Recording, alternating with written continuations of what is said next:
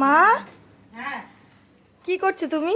এই যে দেখছি ঘুগনিটা বানালি, কাবলি ছোলার ঘুগনিটা। আমি সবকিছু এবার করে দিয়ে গেলাম, ময়দা এই মেখে দেখ, দিলাম। কেমন টেস্ট হয়েছে একটু তুলে দেখলাম। ও তুমি শুধু খুন্তি নাড়তে এসছো তাই তো? হ্যাঁ, আবার এই দিকে দেখছি। খুন্তি আর নেড়ে এই যে কড়াই তেল গরম বসিয়ে গেছিস, আর এই যে আমি গরম হয়ে গেছে। হ্যাঁ এই যে লুচি ভাজি। আর এদিকে বাইরে বৃষ্টি নাকি? হ্যাঁ বাইরে কি বৃষ্টি হচ্ছে। তুই লুচি ভাজবি? না তুমি ভাজো, কেন রে? বড্ড গরম লাগে। এই দেখ বাবা, দেখেছিস ফুলকো ফুলকো। আর ময়দাটা কে মেখেছে হ্যাঁ, বলো?